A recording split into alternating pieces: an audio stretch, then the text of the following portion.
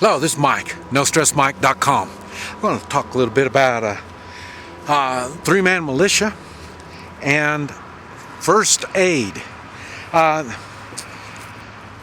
People, if you notice, that's the first thing that I talk about when I mention three-man militias, starting three-man militias, is learning first aid. Learn first aid, first responder, take a first responder class, get the equipment you need for first aid. The reason why I talk about it like that, and I stress it, and I even mentioned it as a three-man meet and greet militia. When they greet, they mention that they do have first aid. We can offer first aid if need be, and first aid is really important. And people don't realize that. First thing people think, well, this shit hit the fan thing. That's when all this stuff comes about. I tell you, I'm from another world, okay? Y'all know I travel around Central America and I go all around. I realize this shit hits the fan is already here. It's already going on. Now, in your life, and as long as somebody is taking care of you, in other words, your job offers free, or not free, but offers health care with your job, and the government is offering health care, and all this kind of stuff. You don't realize they offer what they are going to give you. It doesn't necessarily mean it's going to be the proper thing. If you've opened your eyes and look around, you see how many people have got sick and how many people's lives have just plummeted after they've taken some kind of health care in the way of medical. You can see their lives go bad, and then they're on disability, back depending on the government again. That is shit hits the fan. You can't even take care of yourself. You don't even have the knowledge and the abilities to take care of yourself. You need other people to wipe your butt. Shit has hit the fan. So, what it is, you need first aid. And the more you learn about first aid, the more you learn you can take care of problems before they turn into bad problems.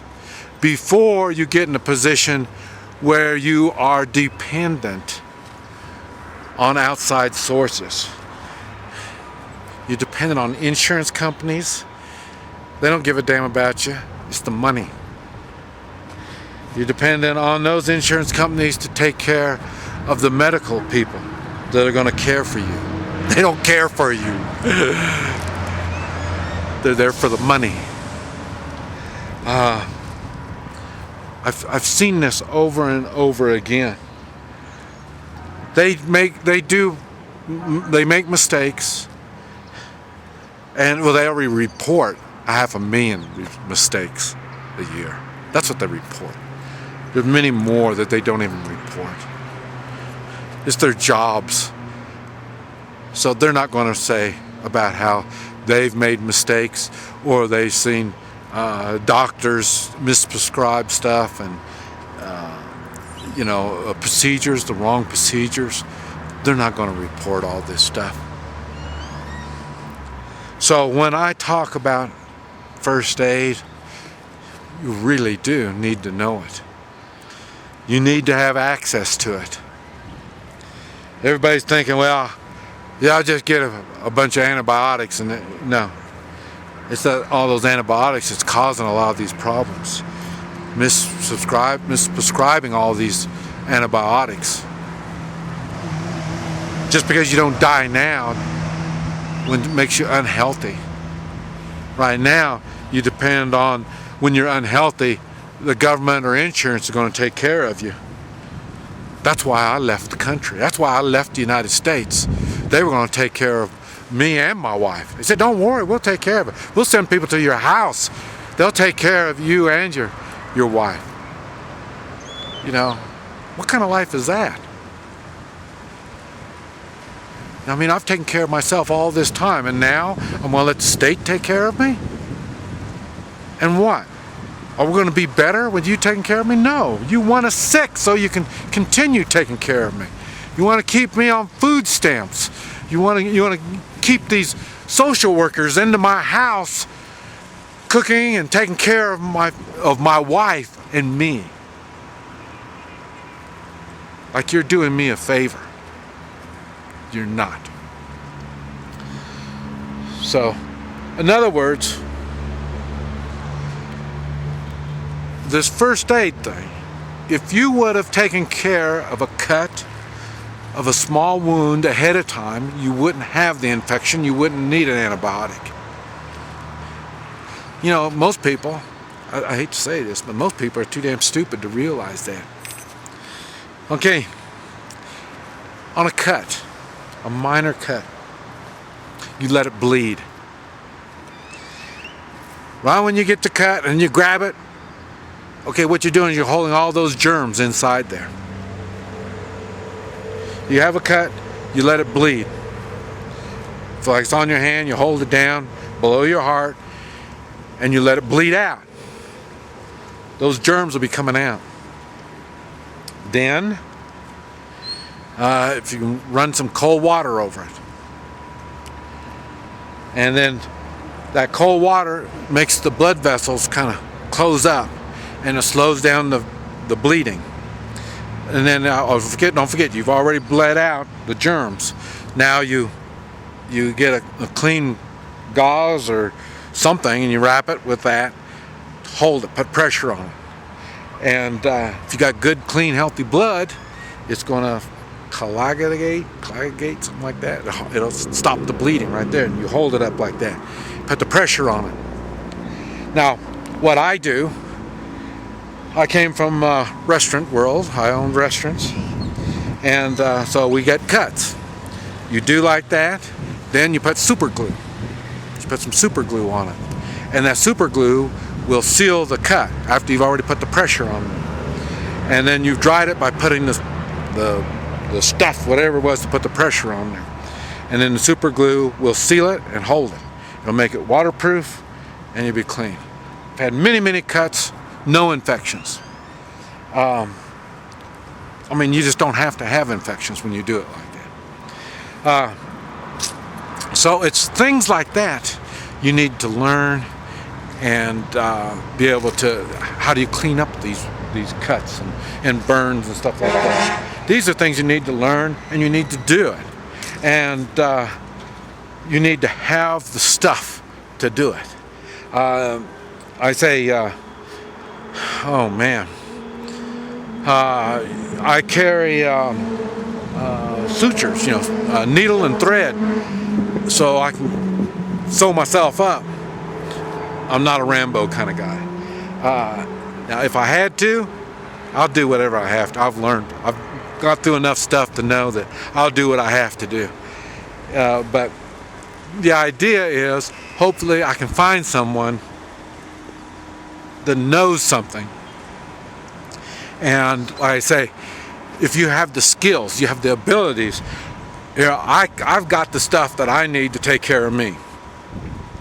And then that's enough to get me fixed up until maybe I can get some really good care if it's available. Now down here, that stuff isn't available.